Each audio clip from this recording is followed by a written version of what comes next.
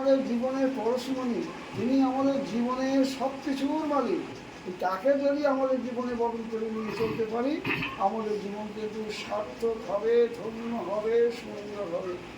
সেই প্রভু এসেছেন আমাদের উদ্ধারের জন্য, আমাদের রক্ষার জন্য, আমাদের বাঁচাবার জন্য।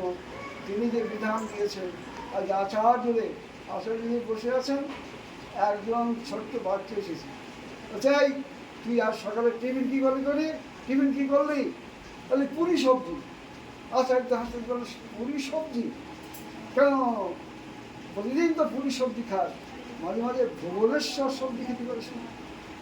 তার মানে কতক্ষণে হাস্যরসী, সহজ সরল। ভুবনেশ্বর সবজি খাবি মাঝে মাঝে।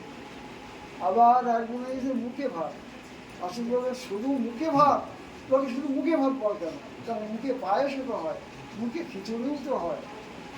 একজন যে কান্নাকাটি করতে এক বাচ্চা নিয়ে, আচার্যদের নাম দিয়েছেন কান্নাকাটি। সে সাথে কী কান্নাকাটি, তুই হয়েছিস কাঁদ, ভালো করে কাঁদ।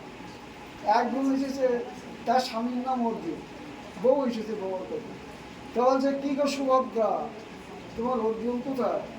অর্জুনের স্ত্রী সুভদ্রা। এইরকম সহজ সরলভাবে মানুষকে কিন্তু আপনার করবে।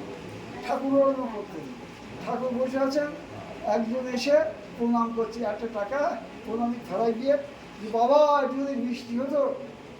ঠাকুর বলছেন তুই কী চাস? তুই 1 টাকার মিষ্টি চাস? 1 টাকার মিষ্টি করিস, তুই 1 টাকার মিষ্টি চাস? ঠিক আছে, তুই কই মিষ্টি। এইভাবে তিনি মানুষকে ইষ্টমুখী করতে, সব কিছুর মূল হচ্ছে ইষ্টমুখী।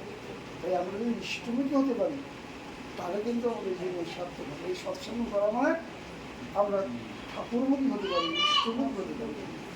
জয়।